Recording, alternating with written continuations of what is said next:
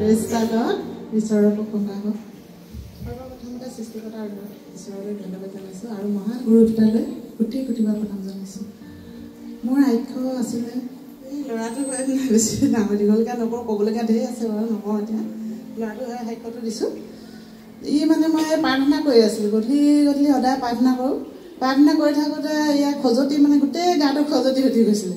তাৰপিছত এই খজুৱতি উঠাৰ পাছতে তাৰপৰা মই প্ৰাৰ্থনা কৰা ভাল হৈ যাব আৰু মোৰ প্ৰাৰ্থনাখন কিতাপখন লৈ পিনি মানে এই চুই দিলে। কিতাপখন চুই দিয়াৰ লগে লগে গোটেই খজুৱতিখিনি নাইকিয়া হৈ থাকিলে।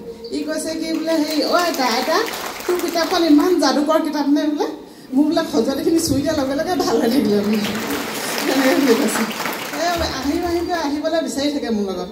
ঈশ্বৰ প্ৰভু ঈশ্বৰ কেতিয়াকৈ আহিব ইয়ালৈ অহা লগে লগে সুধিয়ে আছে তাৰমানে মোক।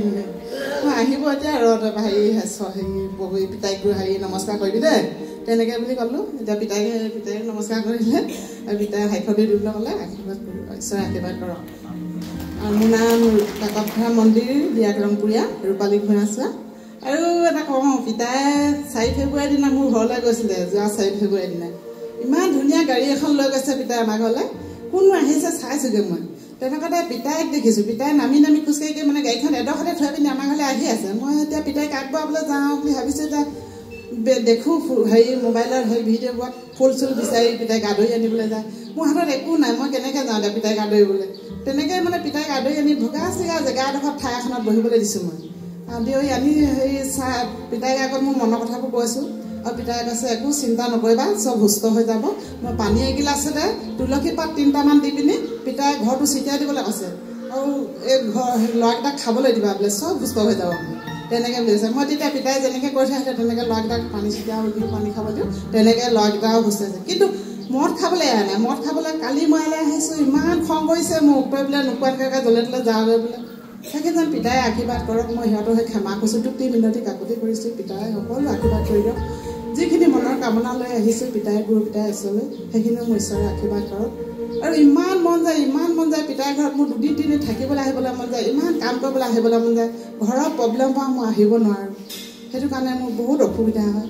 সেইকাৰণে মই পিতাইৰ পৰা আশীৰ্বাদ বিচাৰিছোঁ, ঈশ্বৰে আশীৰ্বাদ কৰক। আৰু মালিকৰো ইমান ডাঙৰ এটা ৰোগটো সুস্থ হ'ল, কেঞ্চাৰ ৰোগটো। মানে ইয়ালৈ আহিব, ফাষ্টিং দিবলৈ আহিব, দিন ধৰিব, তেওঁ যিমান টেষ্ট কৰি আছে সকলো নৰ্মেল আহিলে। তাৰপিছত এতিয়া কালি পৰহি এখন 31,000 দি পিনি মানে এটা পেট স্ক্ৰীন কৰিলোঁ। সেইটো ইমান ভয় লাগিছে, নৰ্মেল হেৰি ডক্টৰজনে ক'লে কি বহুত নৰ্মেল হেৰি প্ৰব্লেম আছে, কিবাকিবি হৈছে। মোৰ ইমান কথা কাহিনী ভয় লাগিছে। ভাত খাবলৈ টোপনি নাই, পেটত ভোক নলগা হ'ল। কান্দি মই ভাগৰি গৈছোঁগৈ তাতে গুৱাহাটীতে। তাৰপিছত তেওঁ ক'লোঁ ঈশ্বৰে আশীৰ্বাদ কৰিলে হয় আৰু দেই। ছোৱালীজনীয়ে কৈছে কি দেউতা ভাগৰ কিবা এটা আকৌ প্ৰব্লেম হৈছে, সেইটো কাৰণে মানে ভয়তে কান্দি হেৰি গ'লোঁ। তাৰপৰা ইদিনাখনি ডক্টৰ ঘৰলৈ নিলে, ডক্টৰে ক'লে সকলো নৰ্মেল আহিলে। এতিয়া টেবলেট দিছে কেলছিয়ামৰ কাৰণে খাবলৈ। তাৰপিছত বেজি চেজি নিদিলে আকৌ। সেইখিনি ঈশ্বৰে আশীৰ্বাদ কৰি থাকক। ল'ৰাকেইটাও মদ পানী খাবলৈ ঈশ্বৰৰ পৰা মই আশীৰ্বাদ বিচাৰিছোঁ, এই প্ৰাৰ্থনা।